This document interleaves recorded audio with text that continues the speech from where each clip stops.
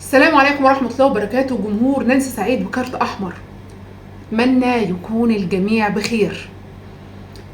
قالوا لي الزمالك النهاردة هيكسب أو على الأقل هيتعادل بالاحتواء، وأنا فاكرة وفاهمة وكل الجماهير عارفة وفاهمة إن الاحتواء ده بيبقى جاي من الحكام. الأداء التحكيمي النهاردة كان كويس جدا يعني، وبرضه في ماتش الاهلي كان برضه الاداء التحكيمي جميل. امال الاحتواء النهارده جاي من مين؟ جاي من فريق بيراميدز. النهارده بيراميدز قرر انه يعمل ماتش احتواء للزمالك، وبعدين لما فكرت كده لقيت ان الموضوع مش جديد على بيراميدز. بيراميدز طول عمره مع الزمالك كالقط الوديع، يجي عند الاهلي ويبقوا عاملين فيها اسود، وكأن نادي الطموح كل طموحه بس انه يعطل الاهلي. واقسم بالله جماهير الاهلي دي بتفهم، لان انا اتقال على الصفحه النهارده ان الزمالك هيكسب او على الاقل هيتعادل، وانا ما صدقتش. طب انا ما صدقتش، يعني هو مين يصدق؟ يعني مين يصدق؟ يعني بيراميدز لو ما كسبش الزمالك بالسكواد ده، امال ان شاء الله هتكسبوا امتى؟ ده الزمالك مش في افضل حاله، مفيش صفقات، اللعيبه اصلا ما بتاخدش فلوس فما بتديش، بيقولوا احنا كده بنلعب على قد فلوسهم اللي هم اصلا ما بياخدوش اصلا فلوس.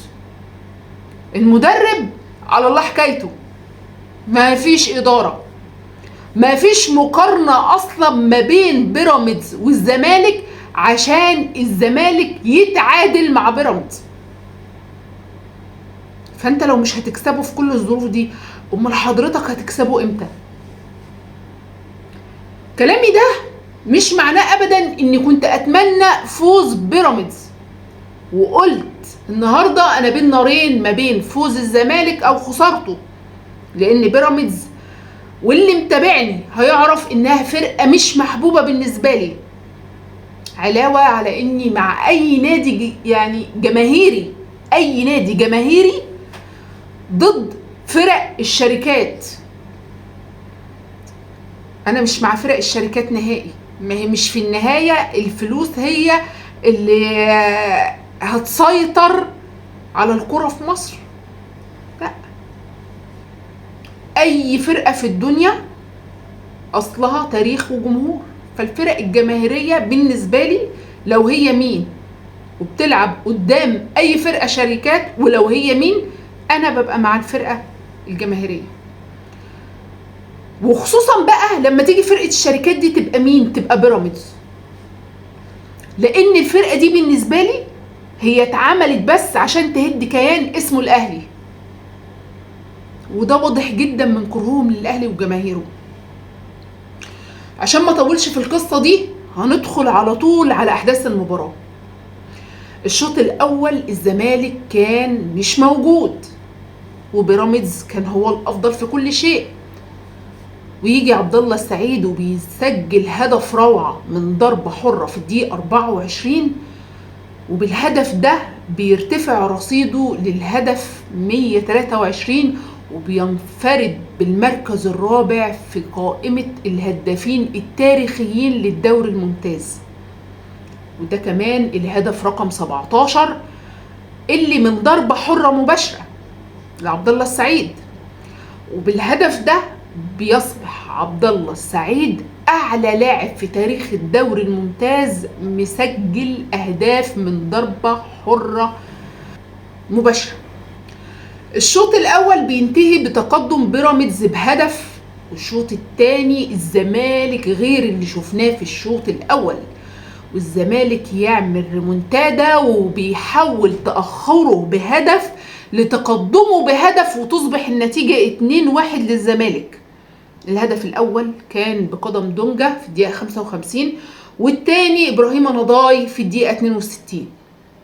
تغييرات الزمالك في الشوط الثاني كانت مؤثرة وفعالة جدا، وبالتحديد دونجا صاحب الهدف الأول، والزمالك كان أفضل كتير من مباراة أرتا سولار، لأن مباراته قدام أرتا سولار كانت الفرقة بكامل طاقتها.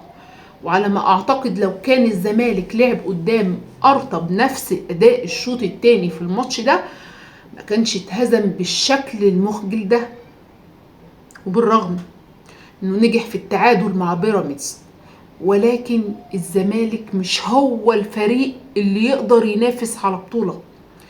ومن وجهة نظري الزمالك لازم من دلوقتي يبدأ يشوف مدرب يصلح لتدريب نادي الزمالك، لكن أوسوريو مش نافع ولا شافع. النهاردة أعلنت شبكة قنوات أبو ظبي الرياضية حصولها على حق إذاعة مباريات الدوري الأفريقي لكرة القدم. صرحت شبكة قنوات أبو ظبي إن المباريات الخاصة بالبطولة هتتذاع مجانا على قنواتها المفتوحة. كمان نجحت شبكة قنوات أبو ظبي في التعاقد مع الكابتن سيد عبد الحفيظ مدير الكرة السابق في النادي الأهلي لتحليل مباريات البطولة، وهيشارك الأهلي في البطولة مع الترجي والوداد وأنيمبا وصن داونز وسيمبا وبترو أتلتيكو ومازيمبي. ويبدأ الأهلي مشواره في البطولة بملاقاة سيمبا التنزاني في ربع النهائي. إن شاء الله التوفيق للنادي الأهلي ويقدر يحقق أول لقب بالبطولة دي إن شاء الله. وده كان آخر خبر معانا جمهور نانسي سعيد وكارت أحمر. لو عجبك الفيديو دعمني واشترك معايا على قناة اليوتيوب أو على صفحتي على الفيسبوك.